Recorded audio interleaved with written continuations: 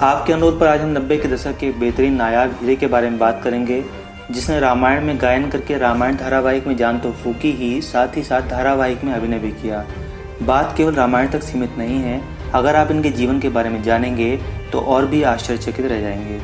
लेकिन दुख इस बात का है कि इतना सब होने के बाद भी रामायण धारावाहिक के आखिर में क्रेडिट देते समय उनका कहीं नाम नहीं दिया गया। इनके बारे में सब जानना चाहते हैं, लेकिन कहीं कोई जानकारी उपलब्ध नहीं है। कमेंट के माध्यम से हमें लगातार मैसेज मिल रहे थे कि उनके बारे में बताएं जिन्होंने काल नेमी वाला गीत गाया था। इस गीत को गाया था श्री राजेंद्र जैन जी ने। राजेंद्र जैन जी के बारे में बताने से पहले हम उनके पुत्र अभिनय जैन जी और उनकी पुत्र वधू श्रीमती तरन्नुम जैन जी का धन्यवाद करते हैं, जिन्होंने हमसे ये जानकारियाँ साझा की। वीडियो के अंत में कुछ फोटो गैलरी दिखाई जाएगी, जिसे देखना बिल्कुल ना भूलें। इसे देखकर आपको पता चलेगा कि इन कलाकार का दर्जा कितना बड़ा था। छायो चाहूं दिश हर्ष अपार, हरि ने लीनो राम अवतार। राजेंद्र जैन जी का जन्म 2 जनवरी 1952 में कोलकाता में हुआ था। उनके पिता का नाम C.K.L. जैन और माता का नाम श्रीमती राजमती जैन था। पिताजी बिजनेसमैन थे और स्टेज परफॉर्मेंस के खिलाफ थे। उन्होंने कथक से MA किया था। राजेंद्र जैन जी ने श्रीमती मीना जैन जी से विवाह किया। इस विवाह से उनके एक बेटा है जिनका नाम अभिनय जैन है। इनका विवाह तरन्नुम जैन जी से हुआ है। दोनों ही गायक और संगीतकार हैं। अभिनय जी बॉलीवुड में संगीत निर्देशन करते हैं। साथ ही उनकी एक कंपनी है अभिनय एंटरटेनमेंट के नाम से, जिसमें लता मंगेशकर जी, अनुराधा पौडवाल जी, अनूप जलोटा जी, सुनिधि चौहान जी जैसे सुप्रसिद्ध गायकों ने गीत गाए हैं। देखिए राजेंद्र जैन जी और उनके पुत्र अभिनय जैन जी का वीडियो, जिसमें वो रविंद्र जैन जी के सामने गायन कर रहे हैं। राधा ने मधुबन में ढूंढा, मीरा ने मन में पाया। राधा ने मधुबन में ढूंढा, मीरा ने मन में पाया। राधा जी ओ बैठी हो गोविंद, मीरा आप बिताया। राजेंद्र जैन जी के परिवार में दूर दूर तक संगीत के क्षेत्र से किसी का कोई संबंध नहीं था। यहाँ तक कि उन्होंने संगीत की भी कोई शिक्षा नहीं ली थी। जिस समय इन्होंने इस क्षेत्र में कदम रखा, उस समय संगीत और नृत्य को बहुत अच्छा दर्जा नहीं दिया जाता था। उन्हें संगीत का शुरू से ही शौक था। 8 से 9 साल की उम्र में इन्होंने परफॉर्म करना शुरू किया था। लोगों ने पसंद भी किया और उन्हें सम्मान के रूप में गोल्ड मेडल मिलने शुरू हो गए। उनका पहला परफॉर्मेंस 1964 में हुआ था। वो एक लाइव परफॉर्मर थे, जिसमें वो भजन गाते हुए अभिनय करते थे। ये ट्रेंड उनका ही शुरू किया हुआ है। इसके पहले सिर्फ हारमोनियम और तबला पे ही भजन होते थे या किशोर और मोहम्मद रफ़ी के नाइट्स होते थे।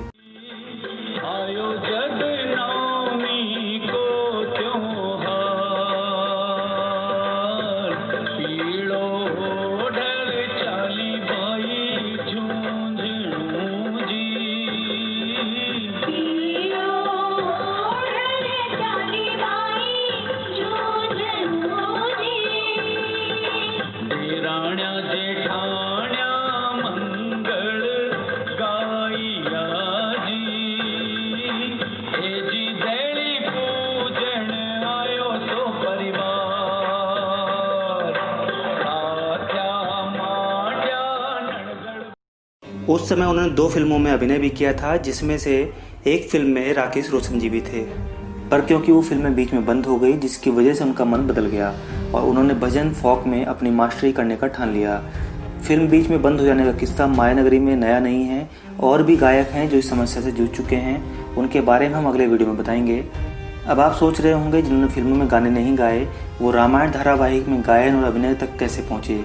तो चलिए वो किस्सा भी आपको बताते हैं। राजेंद्र जैन जी गायन के अलावा कंपोजिंग, लिरिक्स, बैलेज, किताबें भी लिखते अथवा निर्देशन करते थे। जब दादू रविंद्र जैन जी स्ट्रगल के दौरान अलीगढ़ से कोलकाता आए, तो वो एक विद्यालय में संगीत की शिक्षा देते थे। यहीं कोलकाता में राजेंद्र जैन जी की भेंट हुई दादू जी से। इसके बाद रविंद्र जैन जी और राजेंद्र जैन जी निरंतर मिलते रहे और दोनों भाई दोस्त से भी बढ़कर हो गए। दादू रविंद्र जी की लेखनी से प्रभावित होकर राजेंद्र जैन जी ने उन्हें अपना गुरु मान लिया। रविंद्र जैन जी इन्हें अपना प्रतिबिंब बताते थे। कुछ समय बाद जब दोनों संगीत के क्षेत्र में स्थापित हो गए, तब लोग इन्हें रविंद्र जैन, राजेंद्र जैन नाइट के लिए दोनों को एक साथ बुलाया करते थे। दोनों परिवारों के संबंध आज भी उतने ही मजबूत हैं। आइए देखते हैं राजेंद्र जैन जी और रविंद्र जैन जी के गीत की झलक। के युद्ध के समय के गीत। रामायण के अलावा उन्होंने श्री कृष्णा, जय गंगा मैया जैसे धारावाहिकों में भी अपनी आवाज़ दी। रामायण में उन्हें और भी किरदार मिले थे, लेकिन समय की व्यस्तता के चलते उन्होंने और अभिनय करने से मना कर दिया था।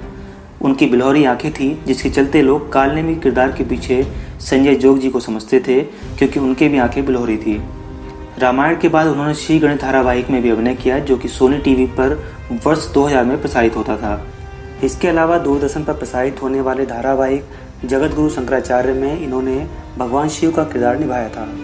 फिल्म की बात करें तो उन्होंने भोजपुरी फिल्म चंपा चमेली में अभिनय किया है। सुप्रसिद्ध जैन महामंत्र नमोकार आपने जरूर सुना होगा, यहाँ तक कि कॉलर ट्यून आदि में भी आपको सुनने को मिलेगा। महामंत्र नमोकार भारत रत्न लता मंगेशकर जी द्वारा गाया हुआ है, जिसे श्री राजेंद्र जैन जी ने अपने संगीत निर्देशन में ही रिकॉर्ड करवाया है। उन्होंने बहुत सारे प्ले में भाग लिए, जैसे रामायण, श्री कृष्णचरितम, शिव गौरी विवाह प्रसंग, जय दादी की, नानी बाई कुमायरो इत्यादि।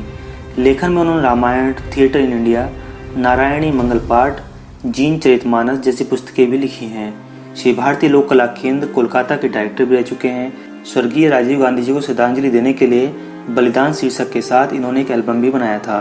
कोक, वज्रघात, जय मैहर देवी जैसी फिल्मों के लिए गायन किया है, लेकिन इसके बाद भी मुंबई की जादू नगरी उन्हें कभी रास नहीं आई। इसी का नतीजा है कि उन्होंने फिल्मों में गीत न गाते हुए भी करीब 6000 से भी ज्यादा गीत रिकॉर्ड किए। उनके गीत अभिनय एंटरटेनमेंट नमन नामक यूट्यूब चैनल पर उपलब्ध हैं, जिसका लिंक आपको हमारी वीडियो के डिस्क्रिप्शन में मिल जाएगा। साथ ही साथ सारे म्यूजिक प्लेटफॉर्म पर भी उनके गीत आपको मिल जाएंगे। पुरस्कारों की बात करें तो उन्हें राष्ट्रपति भवन से लेकर यूनाइटेड नेशन तक सम्मान मिला। राजेंद्र जैन जी 3 बार राष्ट्रपति अवार्ड के विजेता हैं। सिर्फ देश में ही नहीं, विदेशों में भी उनके अनगिनत स्टेज परफॉर्मेंस हुए और सब में उन्हें सम्मान भी मिला। उन्हें जो अवार्ड्स प्राप्त हुए उनकी लिस्ट बहुत लंबी है, इसलिए वीडियो के बाद उन अवार्ड्स की कुछ झलकियां आपको देखने को मिलेंगी। आपको दुख के साथ सूचित करना पड़ रहा है कि श्री राजेंद्र जैन जी अब हमारे बीच में नहीं हैं, लेकिन गीतों और आपके प्यार के रूप में उनकी यादें हमारे बीच में हैं। 2 जून 2010 को मुंबई में उनका निधन हो गया था। आइए अब देखते हैं उन अवार्ड्स की झलकियां जिनका हम जिक्र कर रहे थे।